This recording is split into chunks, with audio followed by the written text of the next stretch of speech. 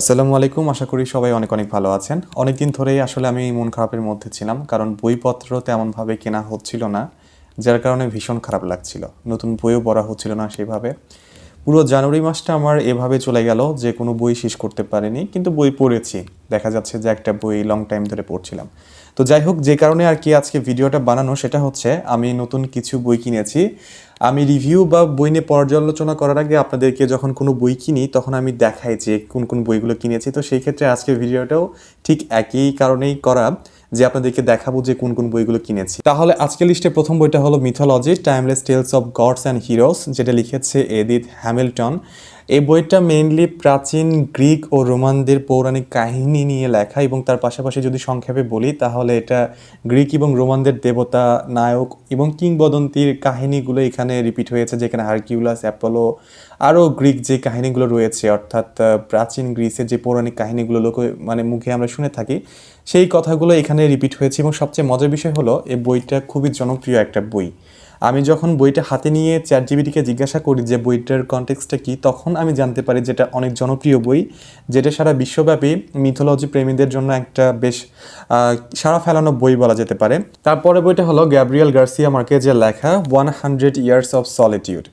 তো এই বইটা মেইনলি একটা পরিবারের 100 বছরের গল্প, অর্থাৎ শতাব্দীর গল্প এখানে তুলে ধরা হয়েছে। সেই সঙ্গে মানুষের একাকিত্ব, ভাগ্যের পরিবর্তন, পুনরাবৃত্তি, এই বিষয়গুলো মেইনলি এই বইটার উপজীব্য বিষয়।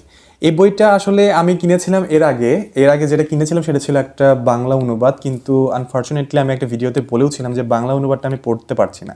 সেখানে অনেকে বলেছিলেন যাতে আমি ইংরেজি অনুবাদটা পড়ি। এর মেইন ভাষাটা আমার মনে নেই, আমি ভাষাটার যে ভাষায় বইটা রচিত হয়েছে গ্যাব্রিয়েল গার্সিয়া মার্কেজের থেকে, সে ভাষাটার নাম আমার মনে পড়ছে না। তো সে ভাষা থেকে এটা ইংরেজিতে অনুবাদ করা হয়েছে এবং পেঙ্গুইন ক্লাসিক থেকে এসেছে। তো পেঙ্গুইন ক্লাসিকের যে অনুবাদটা সেটা নাকি খুবই সহজ অনুবাদ, খুব সহজে পড়া যায়। তো যার কারণে আজকে বইটা দেখা মাত্রই আমি নিয়ে এসেছি এবং পড়বো। এই বইটা পড়ার আমার অনেক দিনের ইচ্ছা ছিল। তারপরে বইটা হলো ফিলোসফি 101। এটা হলো 101 সিরিজের একটা বই, যেখানে ফিলোসফি নিয়ে খুবই সহজ এবং খুবই সুন্দরভাবে সব লেখা আছে। যদি একজন সাধারণ মানুষ এই বইটা পড়ে তাহলে সে ফিলোসফির বেসিক থেকে মোটামুটি ভালো লেভেল পর্যন্ত তার একটা ধারণা তৈরি হয়ে যাবে। 101 নামে একটা সিরিজ আছে যেখানে ইকোনমিক্স, তারপরে অ্যানথ্রোপোলজি, অ্যাস্ট্রোলজি, তারপরে বিজনেস, সাইকোলজি, এরকম অনেকগুলো বিষয় যেগুলো আসলে ফান্ডামেন্টাল জানার বিষয়, নলেজ গ্যাদার করার বিষয় আর কি, সেগুলো নিয়ে খুবই সহজতর, সুন্দর এবং বেসিক একদম গভীরে ঢুকিয়ে খুবই সহজভাবে ব্যাখ্যা করে পাঠকদের সামনে উপস্থাপন করা হয়েছে, যাতে খুব সহজে তারা সেই বইগুলো থেকে সেই বিষয়গুলো সম্পর্কে জ্ঞান অন্বেষণ করতে পারে। যেহেতু ফিলোসফি সবসময় আমার একটা পছন্দের বিষয় ছিল, সেই ক্ষেত্রে এই বইটা দেখে আমি জাস্ট এই একটাই কিনেছি। এটা লম্বা একটা সিরিজ আছে, কিন্তু সেই পুরো সিরিজটা আমার কেনা আসলে সম্ভব না। যার কারণে আমি ফিলোসফি সম্পর্কে যেহেতু জানতে আগ্রহী, আমি ভাবলাম যে যেহেতু ফিলোসফি নিয়ে পড়ছি, একটু বেসিক বা তারও নিচে থেকে যত সুন্দরভাবে জানা যায় তত সুন্দরভাবে জানার জন্য এই বইটা আমার জন্য ভালো হতে পারে। তো আমি সেই জন্য এই বইটা পিক করে নিয়ে আসলাম। এখন পড়ার পরে বুঝতে পারবো যে কেমন আর কি। যাই হোক, এটা হচ্ছে আমার কালেকশনের আরেকটা বই। তো আজকের সর্বশেষ বইটা হলো এলিফ শাফাকের লেখা the island of missing tree, এই বইটা। তো এই বইটা মেইনলি লেখা সাইপ্রাস দ্বীপের ভিন্ন দুই সম্প্রদায়, দুজন মানুষের ভালোবাসা নিয়ে, যেখানে রাজনীতি, বিভাজন এবং ভয় ছিল, এবং তারা জীবনের একটা পর্যায়ে এসে পরিবর্তন দেখে এমন একটা সিদ্ধান্ত নেয় যেটা তাদের জীবনকেই পরিবর্তন করে দেয়। এবং সবচেয়ে মজার কথা হলো এই বইটার যে গল্পটা শুরু হয়েছে সেটা শুরু হয়েছিল ভবিষ্যৎ থেকে, অর্থাৎ তাদের পরবর্তী প্রজন্ম থেকে। তো সেই প্রজন্মের অন্বেষণেই তাদের বংশের ইতিহাস এবং সেই পাশাপাশি ব্যাক করে যুদ্ধক্ষেত্রে পৌঁছে যায় সেই সময়কার রাজনীতি, এবং সেই সময় অনেক জটিলতা ছিল। আমি সব বিস্তারিত এখন বলবো না, যখন বইটা রিভিউ করবো তখন বলবো। তো সেই সময়কার টাইম লাইনে গল্পটা পৌঁছে যায় এবং সেখানে আমরা এই কাহিনীটা দেখতে পারি যে দুটো সম্প্রদায়ের দুজন মানুষের ভালোবাসা, যেখানে তারা একসময় সিদ্ধান্ত নিয়েছিল পরিবর্তনের, এবং যেটা তাদেরকে উলটপালট করে দিয়েছিল। তো সেই কাহিনীটা কেমন এটা জানতে হলে বইটা আমাকে পড়তে হবে। এর বেশি কিছু আমি জানি না, তবে এটুকু জেনেছি এবং এটাই আপনাদেরকে জানিয়েছি। যাই হোক, এটা এখন পড়াপড়ি বুঝতে পারবো যে কেমন লাগবে। তো এগুলো ছিল মোটামুটি আজকের কেনাকাটা।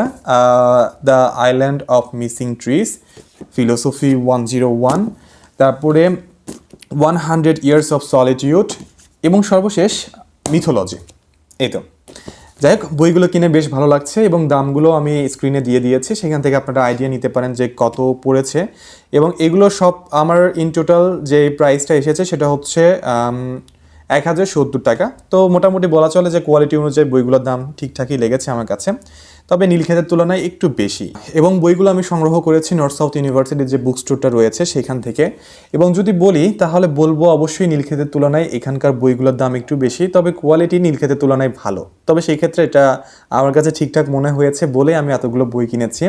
যাই হোক, আরেকটা বই আছে সেটা আপনাদেরকে দেখাই, সেটা হলো চতুরঙ্গ রবীন্দ্রনাথ ঠাকুর। এটা আমি ইউনিভার্সিটি লাইব্রেরি থেকে ধার করে নিয়ে এসেছি। এবং এখানে আমি দুটো গল্প দেখলাম, একটা হলো চতুরঙ্গ আর একটা হলো দামিনী।